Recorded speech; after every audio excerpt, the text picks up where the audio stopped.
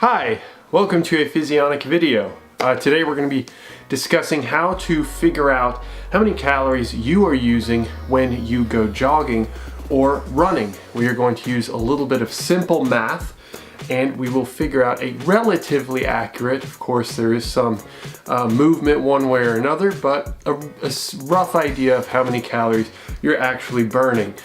This should be more accurate than you would see possibly on a treadmill, so it can apply to that as well. So if that's what you're here to find out, then you've come to the right place. Let's answer it.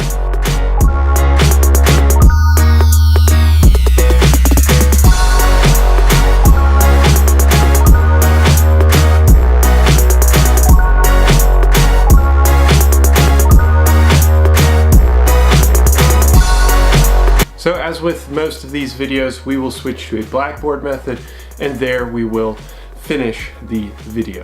Let's do it. This equation is limited to a speed of 5 miles per hour or greater. We are also limiting this to just running and jogging. This is not applicable to a person who is cycling or walking. For those, we are going to have separate equations in separate videos. So if you're a jogger or runner, this is the correct equation for you. So let's begin with an example. In my example, I want to run at 7 miles per hour. Of course, it's going to be different for you. It's very easy to change on a treadmill. However, we can't just put miles per hour into this speed. What we really need to do is convert this to meters per minute, which is far more exact. So to do that, we multiply 7 miles per hour times 26.8, and that will give me 188 roughly, so meters per minute. Now we also need to attenuate for the grade. So for the grade or the incline of the treadmill, I'm going to have, let's say, 3% grade, and it's a very easy calculation. We just change that to 0.03. If you're outside, you're going to want to use 1 to 2%, somewhere in there for your actual grade. Okay, so here we've got the equation all figured out for, again, just our example, and all I did was just plug in the speed and plug in the grade as we determined, and then broke it down, and eventually we get to a number which is, in this example, roughly 46.1, and that is our VO2. Okay, so now that we've got our VO2, which if you don't remember it, I've got it written right here. In this example, again, just for this example, we're going to have to take into consideration, because our units are now milliliters, kilograms, and minutes.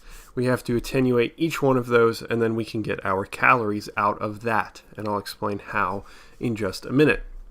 So the first thing that we need to do is take into consideration our kilograms. So we are going to take our 46.1 milliliters per kilogram per minute and multiply that by our kilograms.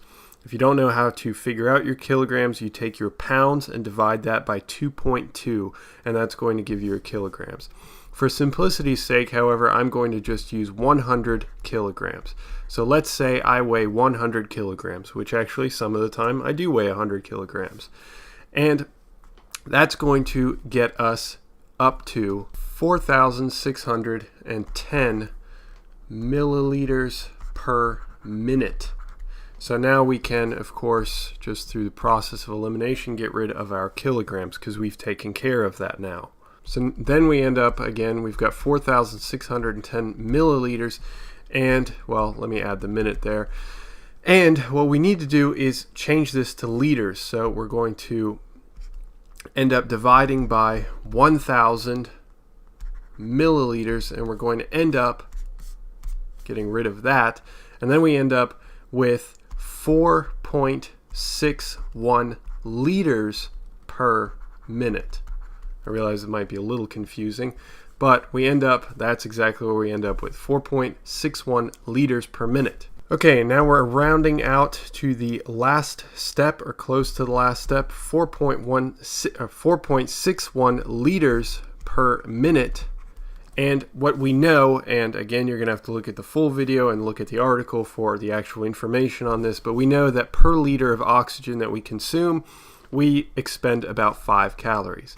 So we multiply this by 5 calories per liter, and there we go. We can get rid of that, and then we end up with 23.05 calories per minute. Okay, so are we done? No, we're not. We have one last step. Now, with our 23.05 calories per minute,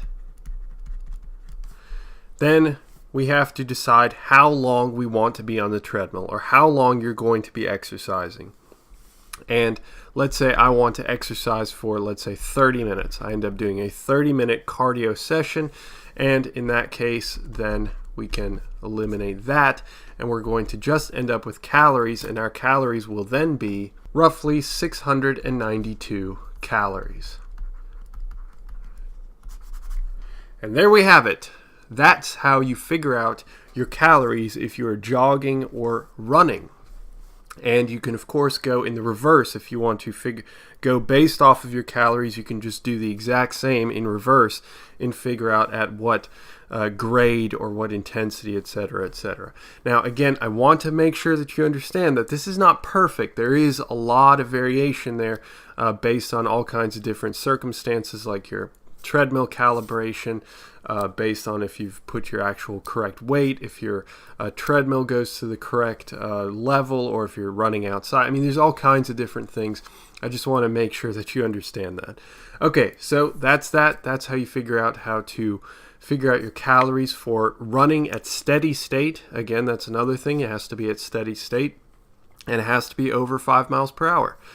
Hopefully you found the video informative. If you did, then I would certainly appreciate it if you subscribed, liked, and shared the video. It certainly means quite a bit to me. And I will see you in the next one. See ya.